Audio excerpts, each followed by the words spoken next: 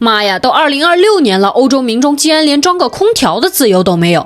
最近欧洲正在经历超过40度的酷热天气。Die Deutschen schmelzen sofort. It's like an oven in here. Il fait très chaud. Hot inside, hot outside. There's nowhere really you can go. 高温烤的马路融化，铁轨变形，热浪带走了上千条人命。可就算你花大价钱抢到了空调，只要政府有一纸禁令，你就只能老老实实在蒸笼里忍着，热死也不准装。烦死了！我可没开玩笑，欧洲人对美呀，那可是超级较真，纯要量不要命，保护他们的市容市貌优先级永远高于普通人的命。过去4年，欧盟因为极端高温累计死亡超过20万人，而专家早就说过，这大部分悲剧是可以避免的。很多人都纳闷，人都要热死了，装空调不行吗？这事儿吧，真不是大家不想装，是这环境根本就不给你活路。不装呢，屋外40多度，屋里也是37度的蒸笼，简直就是把人活活闷在桑拿房里。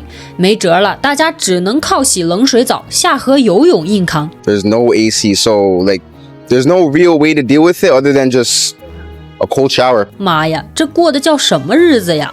那想装空调呢，就得经历漫长的等待，得经过物业审批、历史建筑许可等一系列繁琐冗长的流程。等批文下来了，夏天早就过去了。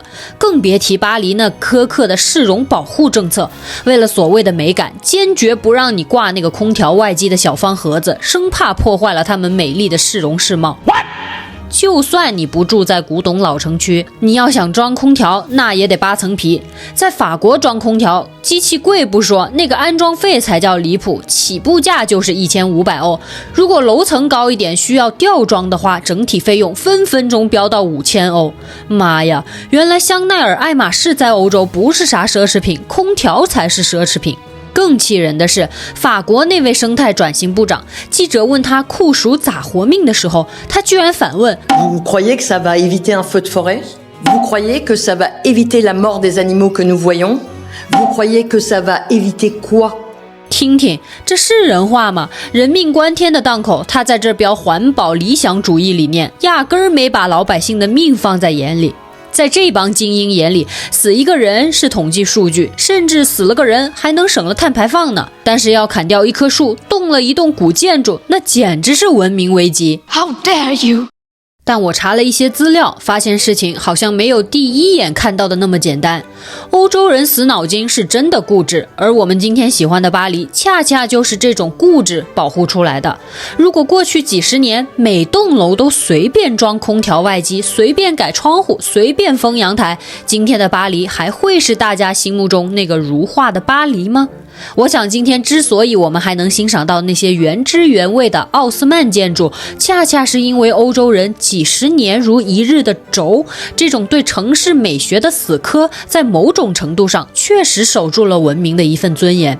包括环保也是，欧洲人在减排和可持续这条路上也确实把自己逼成了苦行僧。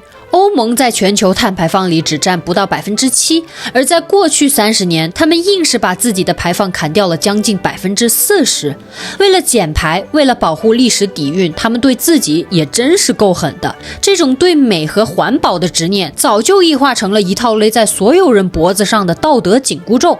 可问题是，这套执念已经让老百姓连最基本的防暑降温都变成了奢望。他们试图用100年前盖的房子去扛住今天的极端天气，同时还想靠喊口号要环保去对抗气候变暖这个物理事实。他们完全忽视了，当气候已经变了，人类的生存方式就必须得变。光在这喊口号已经不是理想主义了，而是对自己基础建设拉胯的逃避。这已经是不食人间烟火，到了完全不理解人间疾苦了。4年了，20万条人命的代价，难道还没把这些坐在高位上的精英们敲醒吗？这不是简单的天热，更不是什么天灾，是一场欧洲基建系统性的全面崩盘。如果说之前还能把锅甩给极端天气，那现在这种面对灾难时的集体瘫痪，暴露出的就是彻底的体制腐朽。法国核电站因为河水太烫被迫减排，连累爱尔兰电网告急，比利时电价一度飙到1欧元一度。可过去4年，法国政府居然只是推出了高温预警系统，发条短信提醒你多喝水，别出门，这就是你们想出来的应对方法吗？大部分的基建设施根本就没有随着社会变化、气候变化而升级改进，这已经不是老百姓装不装空调的问题了，这是应对社会变化反应迟钝的官僚主义懒政。再看看布鲁塞尔的欧盟总部，3000名基层员工办公区的空调说关就关，而8到13层的高官区域冷气照样呼呼吹。那些坐在空调房里制定规则的官员，指责其他国家碳排放高，却闭口不提自己的国民连空调自由都没有。所谓为了保护文明而吃苦，本质上是一场不对称的牺牲。决定要量不要命的人从来不承担任何代价，制定规则的人永远有办法绕过规则，而必须遵守规则的人只能在热浪里默默硬扛。当这种维护文明的美以牺牲弱者的生存权为代价时，它就不再是文明底色，而是特权阶层的傲慢。以前我们看欧洲觉得那是文明的顶峰，现在我只看到被文明裹挟的窒息感。说到底，这不是什么审美与生存的博弈，这是旧时代的傲慢在与现实剧烈碰撞。他们想维护那种高高在上的形象，却忘了文明需要跟民生共存。如果连最基本的生存权都保障不了，那你的历史建筑、你的环保口号、你那高贵的审美，到底是为了谁存在？真正的环保应该是通过技术去解决生存难题，而不是通过让民众受苦去向自然赎罪。这次热浪本质上就是欧洲基建和思想的一次大崩溃。当文明不再致力于让当下的人活得有尊严，而是要求普通人去忍受非人的苦难来守护过去，那我们守护的到底是文明，还是一个看起来体面